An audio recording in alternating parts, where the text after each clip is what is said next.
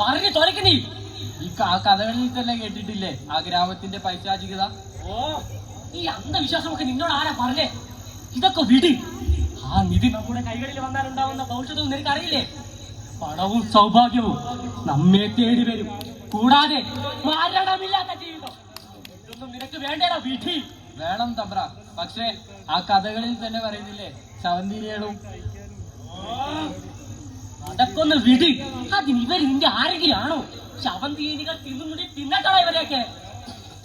എന്നാലും തമ്പ്ര മിണ്ടാ തിരിയണോ? എന്നോട് സംസാരിച്ച് തൊണ്ടയിലെ വെള്ളം പറ്റി. ഇവിടെയാണ് ഒരു നീരുറ പോലും കാണുന്നില്ല. ആരെന്ന് നോക്കട്ടെ.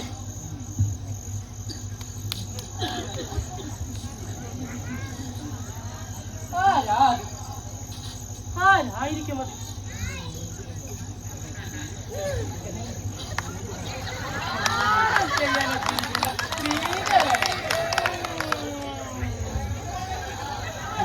ദാഹം കുറച്ചുകൂടി കൂടി.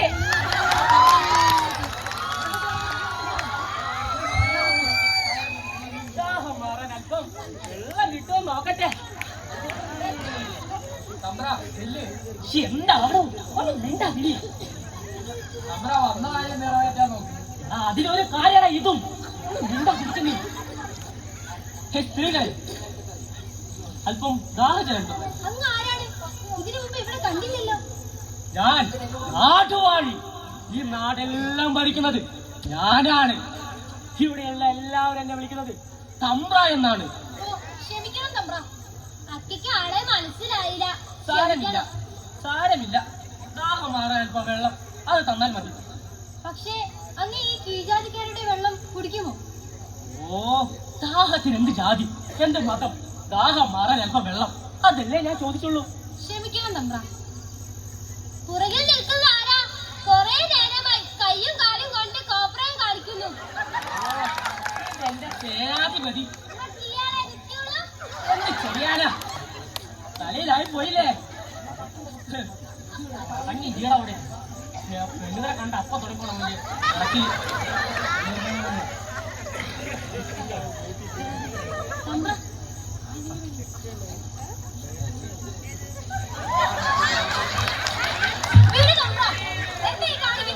ഞാൻ എന്ത് കാണിച്ചെന്ന വെള്ളമല്ലേ ഞാൻ ചോദിച്ചുള്ളൂ. ഓ, മതി നിർത്തി. കുറെ എണ്ണത്തെ ഞാൻ ഇതുപോലെ കണ്ടിട്ടുള്ളതാണ്. അപ്പോഴാണോ നീ? എന്റെ കയ്യിൽ പണമുണ്ട്, സൗഭാഗ്യമുണ്ട്. പണത്തെ സൗഭാഗ്യത്തെ സ്നേഹിക്കാത്ത ഏതൊരു പെണ്ണുണ്ട് ഈ ഭൂമിയിൽ? പക്ഷേ ഞങ്ങൾ അങ്ങനെയല്ല. ഓ, എന്നെ ദേഷ്യം പിടിപ്പിക്കല്ലേ?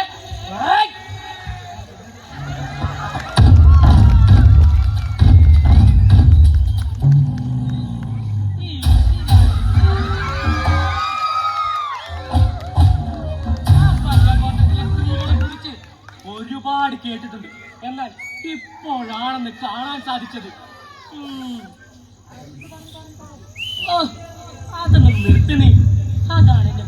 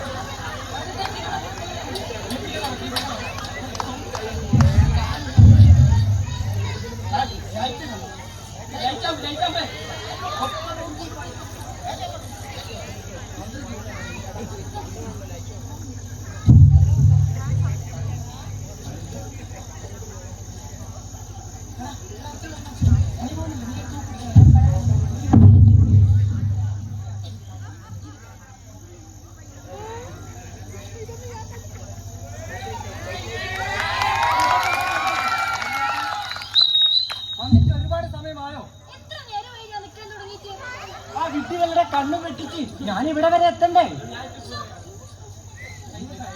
എന്നാലും ആ വിഡ്ഢികളെയൊക്കെ പറ്റിച്ച് ഞാൻ എത്തുന്നത് എന്റെ കുഞ്ഞപ്പാറുവിനെ കാണാനാ.